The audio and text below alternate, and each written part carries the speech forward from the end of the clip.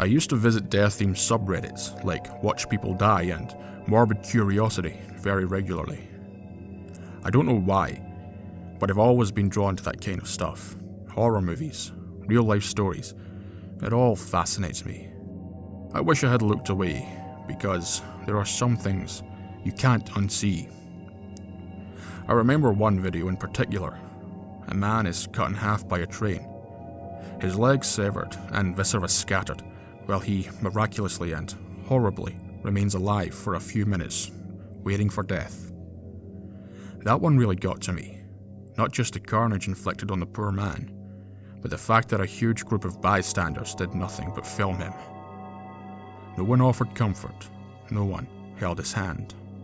Maybe that's why, when I was faced with a similar situation, I acted how I did.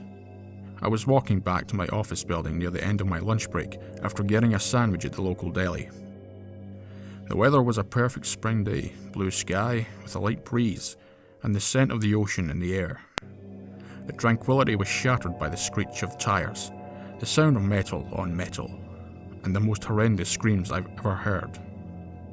I quickly saw the source. A bicyclist had been hit by a truck and was lying half crushed on the side of the street. Everyone around was in similar shock, and it was like we all took a collective moment for our brains to catch up to what we were seeing. Suddenly, with the speed of an elastic band snapping back, time moved normally again, and people began calling 911, directing traffic, clearing the scene. But no one approached the man. In that instant, I remembered the video.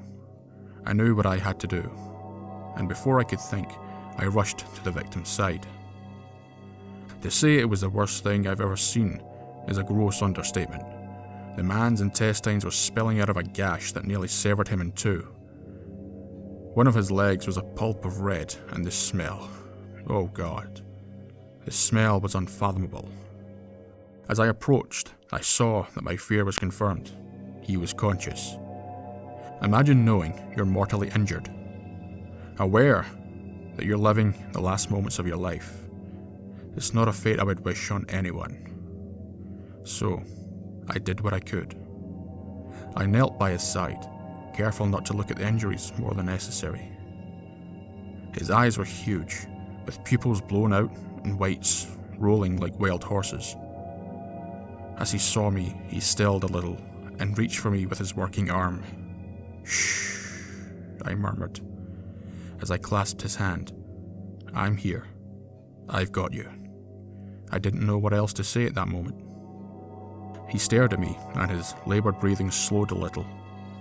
"Am I going to die?" he rasped, blood frothing in the corner of his lip. I couldn't lie, and I couldn't give him false hope. We both knew the truth. "Yes, but you have nothing to be scared of. You're going where we all end up, eventually. I know this isn't what you want, but you're going on a new adventure." I tried to make my words even and calm, stroking the back of his hand. After that, we were silent. Him broken and prone on the pavement, me, his sentinel, cradling his hand in mine. The whole while, I prayed for his end to come quickly. Mercifully, he passed soon after, before the sirens of the approaching ambulance could even be heard. The paramedics found me still sitting with him, and when they took over, I quickly stumbled away and threw up the sandwich I'd been eating earlier.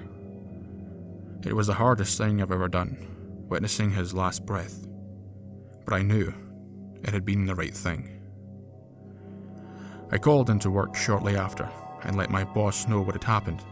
He was subtly appalled and told me to take as much time as I needed. To be honest, I don't remember my commute home, or even how I got in my car in the first place.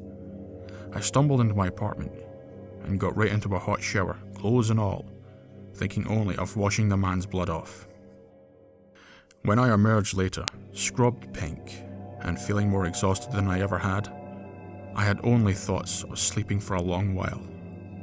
I moved slowly, like cold syrup, and entered my bedroom, flicking on the light. There, on my bed, was a beautifully wrapped gift box. In hindsight, I should have been more worried, knowing that no one had access to my apartment. But in that moment, My brain was functioning at little more than static frequency. Puzzled, I carefully removed the shiny ebony paper.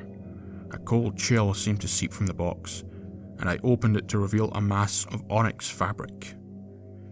Extracting it fully from the box, I held it up, revealing a long hooded cloak the colour of darkest midnight.